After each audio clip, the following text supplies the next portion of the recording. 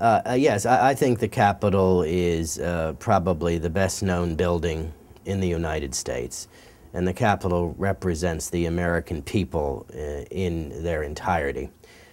And I think one of the indicia of that is tragically the fact that the plane that was lost in Pennsylvania at 9/11, that the terrorists were aiming that plane at the Capitol dome. So it's really a symbol of the strength of our democracy. I had not visited the Capitol since I was in high school on the traditional senior in high school class trip. Last year when I was running for Congress, I was in the basement of the Capitol, but I chose not to go to the rotunda because I didn't want to jinx myself.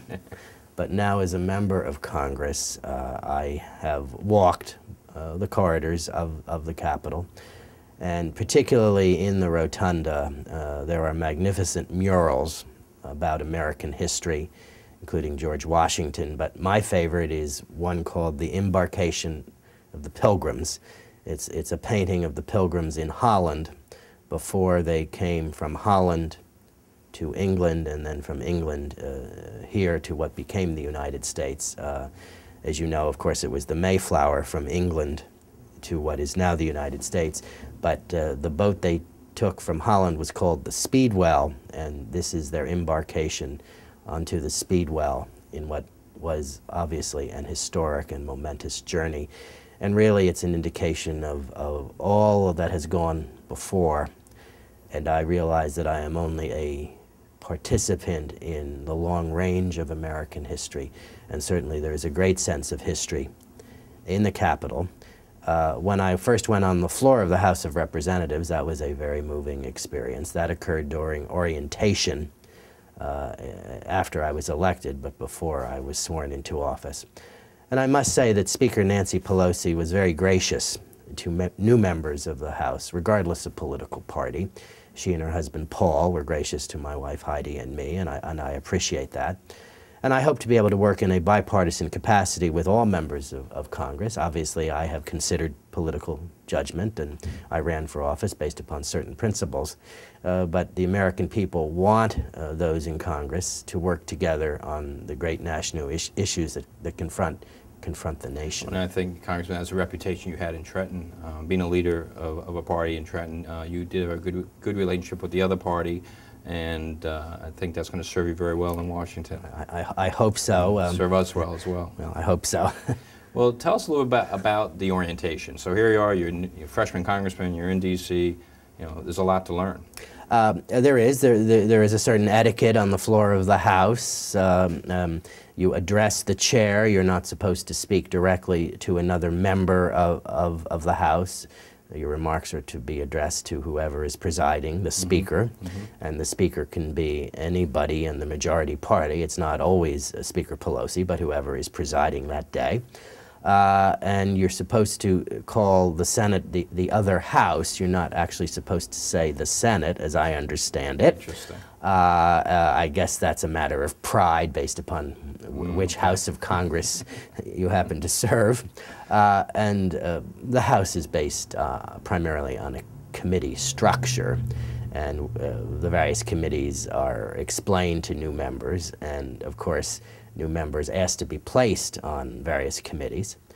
I asked to be placed on the Financial Services Committee, a committee that is dealing with some of the fundamental issues confronting the American nation, and I was greatly honored to be placed on that committee. As a freshman who was able to get onto the Financial Services Committee, I'm not on any other committee that was considered a committee where that would be your exclusive responsibilities. The chair of that committee is Barney Frank of Massachusetts, who is a very powerful member of the House of Representatives. And the ranking member is from Alabama. His name is Spencer Bachus. He is extremely well respected, and so I have had the privilege of getting to know both the Republican member who leads our side of the aisle, Spencer Bachus, and to a lesser extent, but I hope over time I will get to know Chairman Frank well, because he is the chair of this major committee. Well, since you mentioned Financial Services Committee, Why don't we sort of talk a little bit about this stimulus package? I mean, it is, you know, I think January, I think the nation lost over 700,000 jobs. The unemployment rate is now about 7.6%, and so we're certainly in a recession, and some people might call it a depression, and the economic signs don't look to any quick turnaround.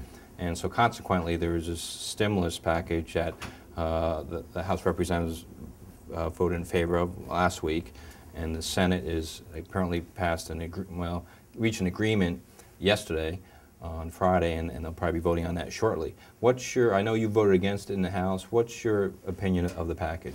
I think we need a stimulus package, and the debate is what that package really should consist in component parts.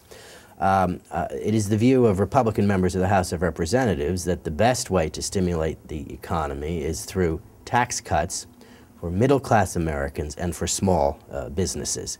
And this does not include those who are particularly well off in society. We would concentrate it on middle-class families and particularly on small business. Small business creates most of the new jobs in the United States. I think economists are in agreement on that. Now, regarding the situation in the House, there were no Republican votes in the House for the first iteration of the package, for what passed. And that was roughly $900 billion, just shy of that, between $800 and $900 billion.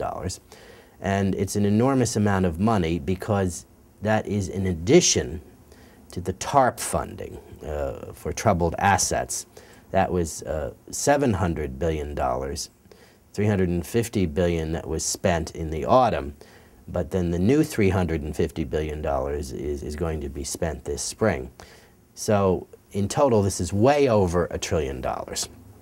And I have a concern of our national debt, which now stands at $11 trillion. And by the end of this fiscal year, may rise to between $13 and $14 trillion. These are enormous numbers. And unless we watch out and get our fiscal house in order, the next generation in this country will live in a much diminished society. Regarding the specifics of the stimulus package, the United States Senate is considering a proposal of roughly $800 billion.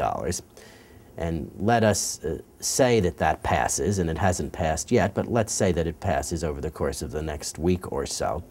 Then the two proposals have to be reconciled, and in the Congress there's a conference process where that occurs, and then the houses would have to vote on whatever comes out of the conference committee. And I'm greatly concerned that what comes out of the conference committee will be even larger. These matters tend not to be reduced in size, they tend to increase in size. And the Republican members of the House do want to work with our new president, Barack Obama. President Obama met with the Republican members of the House last week. He came into our Republican conference, and I got there early, and so I got to sit in the front row. Obviously, that was not based on seniority. And I was about 6 feet from him for an hour, and he spoke to us, and he indicated he wanted to work with us. I think the initial proposal that passed the House was really the work product almost exclusively of Speaker Pelosi and of her leadership team. And we believe on our side that we were not included in the process by which the House bill really was written. There has been some participation in the Senate by Republican members of the Senate, Senator Collins of Maine and Senator Specter of Pennsylvania.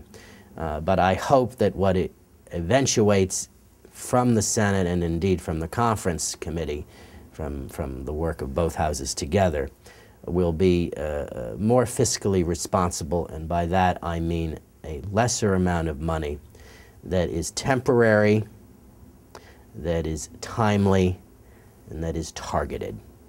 We shouldn't just have new programs that are going to last forever. That's not really the purpose of a stimulus package.